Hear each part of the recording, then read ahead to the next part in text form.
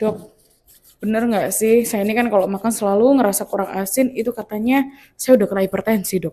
Hah? Gimana gimana?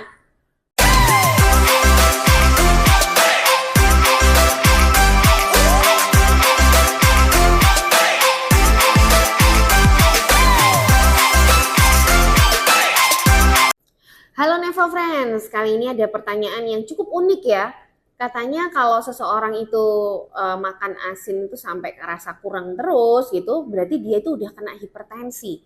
Sebenarnya ya gimana ya logikanya ya?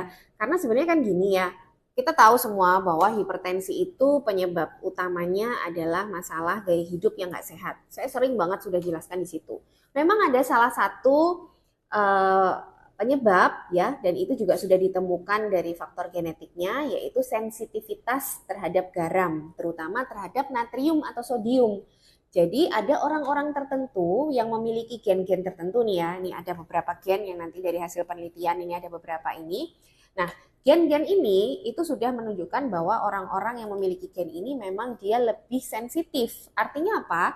Artinya kalau dia makan natrium atau sodium dengan jumlah yang mungkin sama dengan orang lain, tapi orang ini yang punya gen ini dia beresiko lebih tinggi mengalami hipertensi. Jadi mungkin dengan jumlah yang sama, orang ini tuh yang punya gen ini, dia akan mengalami hipertensi kalau dia terus-menerus konsumsi dengan jumlah yang seperti ini. Sedangkan yang orang lain itu tidak. Makanya kan ada ya orang yang hipertensi itu, kok dia makan garam nggak pernah hipertensi ya, tapi kok saya makan dikit aja udah mengalami hipertensi, misalnya seperti itu.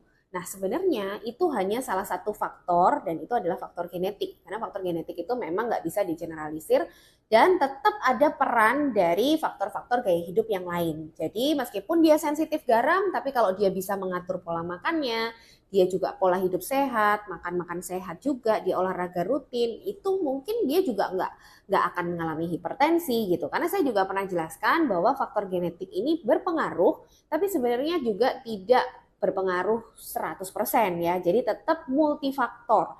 Jadi ada faktor-faktor gaya hidup lain yang juga berpengaruh. Nah, kalau tadi katanya ini ada orang yang makan makan asin itu sampai ngerasa kurang asin terus. Itu sebenarnya nggak ada kaitannya dengan sensitivitas terhadap garam atau natrium sodium ya.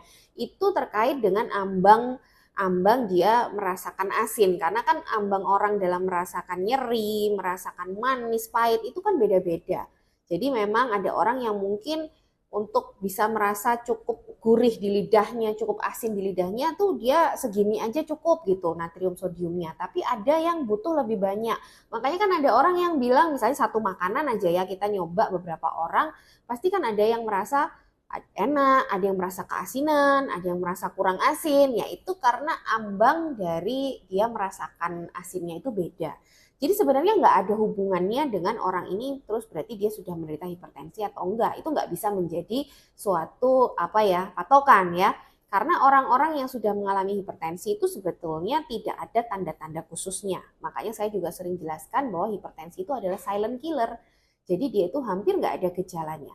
Enak dong ya kalau misalnya kita bisa mendeteksi orang itu hipertensi hanya dari dia nggak bisa ngerasain asin, dia butuh asin lebih banyak, terus oh pasti dia hipertensi. Enak kalau begitu, tapi nyatanya tidak ya karena justru hipertensi itu faktanya dia hampir tidak bergejala dan hanya bisa dideteksi kalau kita melakukan pengukuran tensi.